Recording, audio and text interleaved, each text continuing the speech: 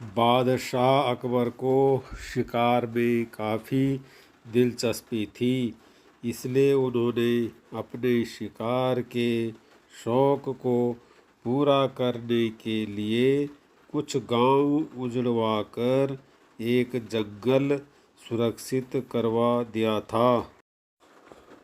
जब कभी उनकी इच्छा होती, अपने साथ कुछ सैनिकों को लेकर वे जंगल में जाते और आखेट कर संध्या को घर लौट आते।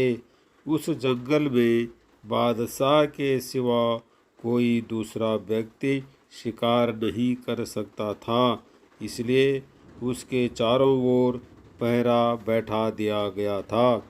एक दिन बादशाह एक बड़े लश्कर के साथ उस जंगल में गए। जंगल में एक स्थान पर तोतों के दो दलों में भयंकर युद्ध चल रहा था। बादशाह को देखकर उनकी लड़ाई रुक गई और वे अपने अपने पेड़ों पर बैठ गए और एक दूसरे को कुछ कुछ कहने लगे। इस लड़ाई को देखकर बादशाह को बड़ा आश्चर्य हुआ।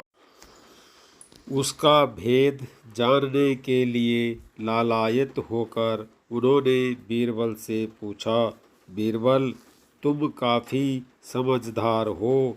हमने सुना है कि तुमने पशु पक्षियों की भाषा भी सीखी है और तुम उनके रहन सहन से भी परिचित हो। हमें बताओ कि इन तोतों की दलबंदी और युद्ध किस लिए हो रहा है। बीरबल को गांव उजाड़ने वाली बात याद आ गई। उन्होंने इस मौके का लाभ उठाने की सोची। वे बोले, गरीब परवर, इसका उत्तर कुछ कड़वा है। अगर आप नाराज न हो तो मैं कहूँ, इसमें नाराज होने की क्या बात है।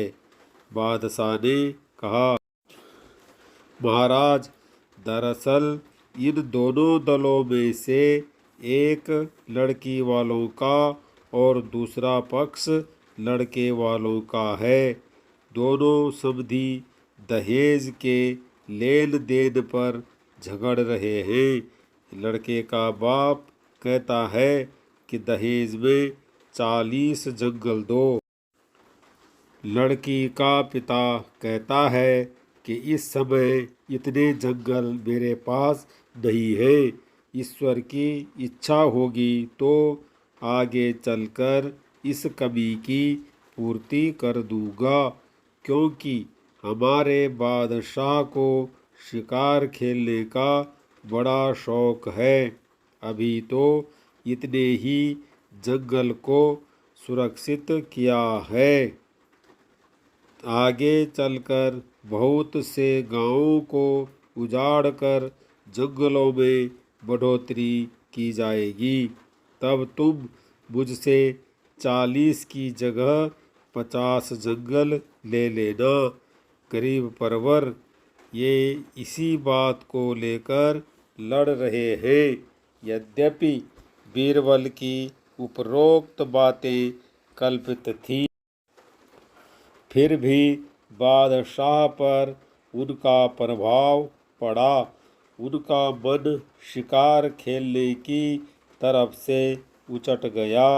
शिकार के शौक के लिए जितने गांव उजाड़े गए थे, उन्हें हुक्म देकर फिर बसा दिया गया।